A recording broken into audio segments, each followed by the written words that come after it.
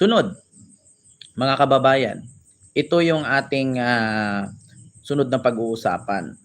Speaking, mga kababayan, may kumakalat ngayon, mga kababayan, na si Heart Evangelista. May tanong ko lang, mga kababayan, totoo ba?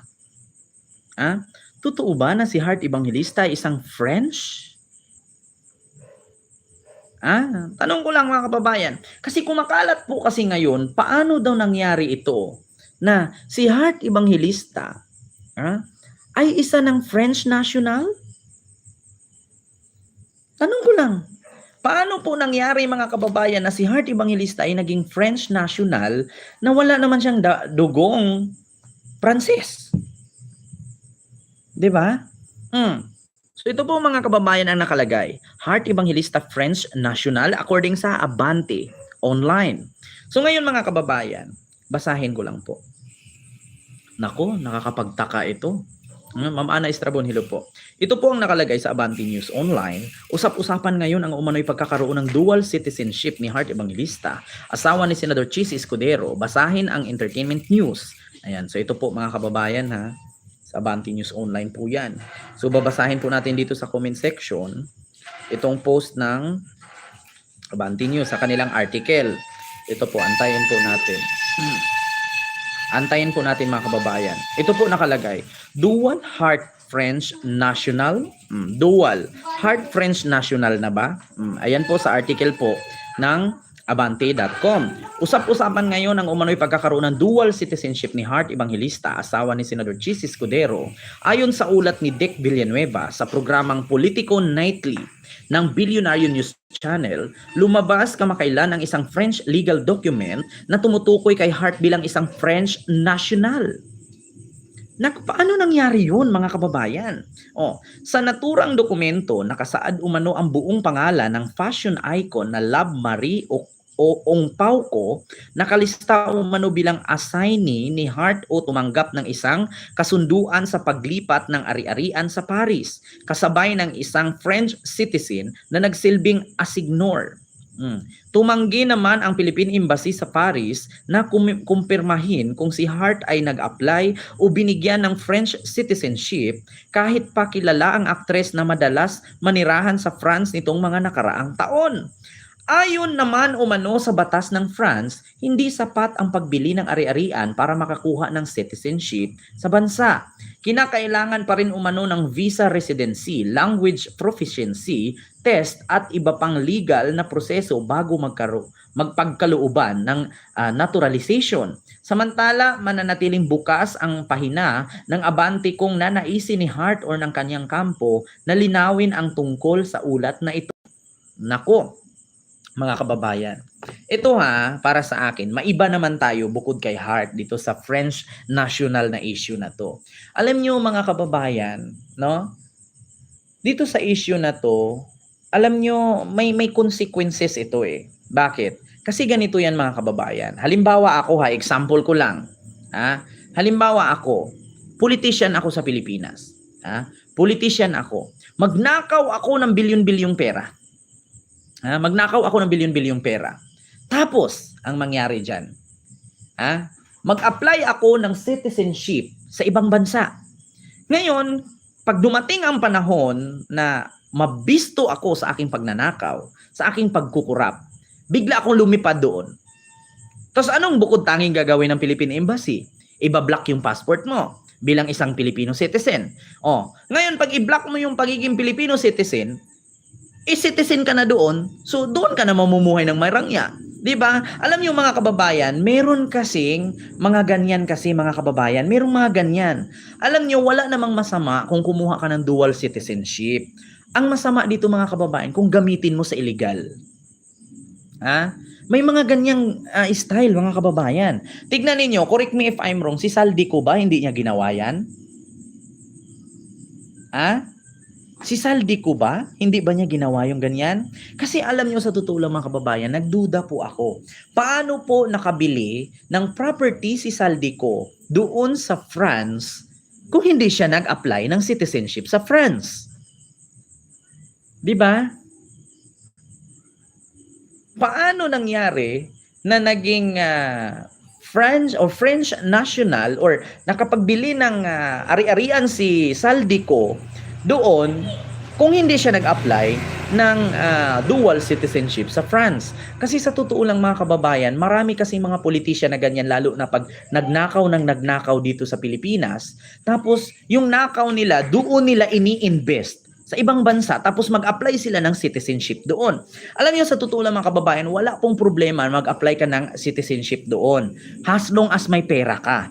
Totoo yan mga kababayan. Alam nyo, marami din pong mga foreigner na nag-apply ng citizenship dito sa Pilipinas as long as kaya nilang magbayad, kaya nilang mag-sustain, at kaya nilang makipagkusundo or tanggapin ang culture. 'Di ba? Wala namang pinagbawal mga kababayan kahit sino ka po or anong klaseng nationality ka, as long as kaya mong magbayad, kaya mong sundin yung lahat ng requirements nila at pumasa ka.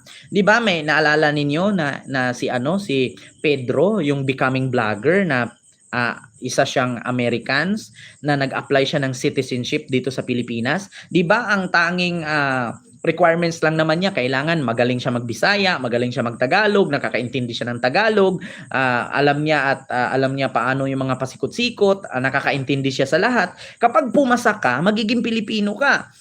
Merong isang vlogger mga kababayan, ito wala pong bawal. Mga kababayan, pag nag-apply ka ng citizenship, as long as kaya mo, no, na sundin yung mga requirements, no, at may pambayad ka.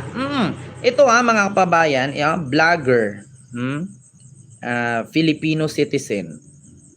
Ito si Hungry Syrian, 'di ba? Mga kababayan, 'di ba si Hungry Syrian yung yung tatay niya nandito na nga, 'di ba? Ito ayan anong pangalan niyan, yung vlogger na yan? Ilang buwan mula nang aprubahan ng House Bill 1764 na inihain ni Biñan Laguna Representative Len Alonte para sa naturalization ng sikat na vlogger mula Canada. Opisyal na ang Filipino citizenship ni Kyle Jennerman, o mas kilala sa palayaw niyang Kulas, ang muka sa YouTube channel na Becoming Filipino. Di ba? Si Kulas nga napagbigyan bilang Filipino citizenship from Canada. So ibig sabihin si Hart may possibility na tatanggapin yan kung totoo man. Maaprubahan yan siya bilang isang French national kasi doon siya lagi Nagrarampa-rampa siya lagi doon, nakikita siya lagi doon at sikat siya sa mga magazine doon. So, maaprubahan siya, pwede siya maging French national. Ang tanong ngayon mga kababayan, bakit mas pinili ni Hart maging French national? Alam niyo sa totoo lang mga kababayan, hindi sana hindi tayo parehong iniisip mga kababayan. Bakit naisin ni Hart maging French national? Sana hindi sa isip nyo ang nasa isip ko. Huwag tayong green-minded. Huwag tayong mag-iisip ng masama. Kasi ang isipin, actually mga kababayan siyempre ang isipin ng tao, kaya siya mag-French national para yung mga ninakaw ni Cheese doon nila gagamitin. Hindi ba? Hindi ba ganon? Baka ako nagre-react lang. Kasi ang iisipin agad ng tao, kaya siguro doon siya maninirahan kaya siguro bumili ng property doon at maging French national Bakit? Para yung ninakaw ni Cheese na mga bilyon-bilyon dito sa Pilipinas, doon nila gagamitin kasi doon malaya sila doon. Halimbawa, lilipad si Cheese doon, lilipad si Hart doon. Doon na siya, French national na siya doon. Marami siyang pera, makapag-business siya doon, makapagtayo siya ng sarili niyang kikitain doon. Kahit i-block na ang kanilang, halimbawa, wanted sila dito, pugante sila dito. Kahit i-block sa Pilipinas, yung kanilang mga passport, national na sila doon 'Di ba? Ang isipin agad ng tao, bakit mas naisin mo maging French national at bakit gusto mo mag-dual citizen? Para saan ba? Yung mga ninakaw, doon yung gagamitin? Parang si Saldico, tingnan nyo si Saldico. Bakit mas gusto ni Saldico doon sa Europe? At bakit bumili siya ng property doon sa Europe? Kasi alam niya na in the end of the day, pag nabisto siya sa kanyang mga ninanakaw, doon na siya naninirahan. Di ba? Anong gagawin ng Philippine Embassy ngayon? Ibablock yung ni Saldico, yung passport niya, iba-blacklisted siya bilang isang Filipino. Pero malaya siya doon, marangya siyang mamumuhay doon sa Europe. Bakit? Kasi national siya doon 'Di ba? 'Yun ang tanong ngayon mga kababayan. Ang inisip kasi ng netizen, ito ba ginawa ni Hart na maging dual citizen para yung ninakaw ni Cheese dalhin niya doon? Diba, yan na agad ang isipin ng tao. Kaya mga kababayan, huwag kayong maging green-minded. Huwag kayong mag-isip ng masama. Malay natin, hindi iyon ang pakay ni Hart. Malay natin, gusto lang niya doon para hindi na siya uuwi-uwi ng Pilipinas. Doon na lang siya mag-fashion icon. Diba? Doon na lang siya mag-model-model. At least may bahay na siya doon. At French national na siya. Kasi mahilig kasi siya sa rampa. 'Di ba? O, kaya kayo mga Pilipino, huwag kayong mag-isip ng masama. Pangit 'yun. Bad 'yun. 'Di ba? O. So yun lang mga kababayan, yung ating reaksyon Hindi ko na masyadong habaan. Yun lang kasi yun ang kumakalat ngayon na dual citizen na daw si Hart. Sana hindi isipin ng tao na yung pagiging dual citizen ay gagamitin ni Hart para takasan or itakas nila ang ninakaw ni ganito, ganyan. Sana naman walang ganun. 'Di ba? So yun lang mga kababayan, Maraming salamat po sa inyong lahat. No? Mamaya may live po tayo ulit. Kent, alam mo ba si Cheese may bahay sa Benguet?